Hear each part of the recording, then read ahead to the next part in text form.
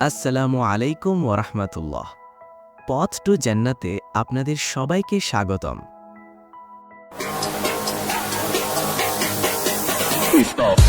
আজকের ভিডিও শুরু করছি কয়েকটা প্রশ্ন দিয়ে। এই প্রশ্নগুলো হয়তো অনেকের মনেই এসেছে। লাইলাতুল কদর আসলে কি? কেন এই রাতকে আল্লাহ হাজার মাসের চেয়েও উত্তম বলেছেন? হাজারই কেন বলা হলো? কেন এই এত বড় নেয়ামত শুধু আমাদের মুসলিম উম্মার জন্য দেওয়া হলো? কেন আমরা শুধু ২৭ রমজানকেই বেশি গুরুত্ব দিই? কেন লাইলাতুল কদরের নির্দিষ্ট রাত আল্লাহ গোপন করে রেখেছেন? এই প্রশ্নগুলোর উত্তর জানলে লাইলাতুল কদরের আসল মর্যাদা বোঝা যাবে। লাইলাতুল কদর কি? লাইলাতুল কদর হলো এমন একটি রাত যে রাতে আল্লাহ তাআলা পবিত্র কোরআন নাজিল করা শুরু করেন। নিশ্চয়ই আমি এই কোরআন নাজিল করেছি লাইলাতুল কদরের রাতে। সূরা আল কদর ১। এই রাত এত বরকতময় যে এই রাতে ফেরেশতারা পৃথিবীতে অবতরণ করেন। সে রাতে ফেরেশতারা এবং জিব্রাইল তাদের প্রতিপালকের অনুমতিতে সব সিদ্ধান্ত নিয়ে অবতরণ করে। সূরা আল কদর ৪।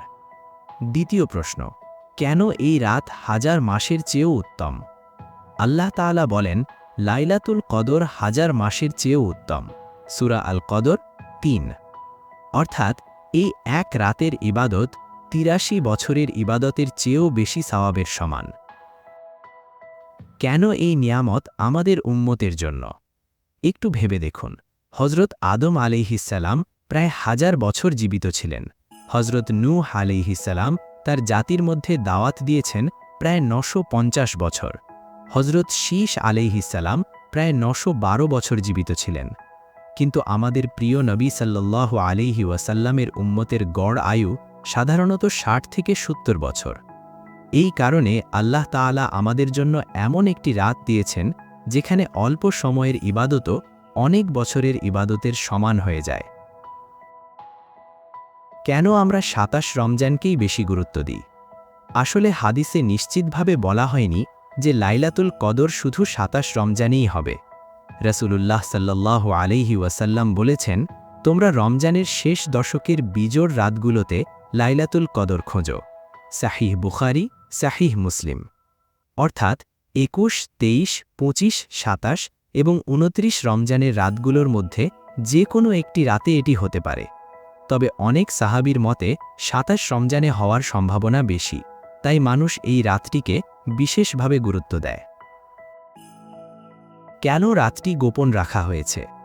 এর পেছনে রয়েছে আল্লাহ বিশেষ হিকমত। যদি নির্দিষ্ট করে বলা হতো এই রাতই লাইলাতুল কদর, তাহলে মানুষ শুধু সেই এক রাতেই ইবাদত করত।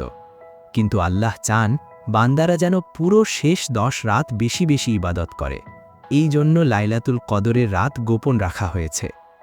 এর পেছনে রয়েছে আল্লাহ বিশেষ হিকমত। রাসূলুল্লাহ সাল্লাল্লাহু আলাইহি ওয়াসাল্লাম বলেছেন, যে ব্যক্তি ঈমানের সাথে এবং সওয়াবের আশায় লাইলাতুল কদরের রাতে ইবাদত করবে, তার পূর্বের সমস্ত গুনাহ মাফ করে দেওয়া হবে।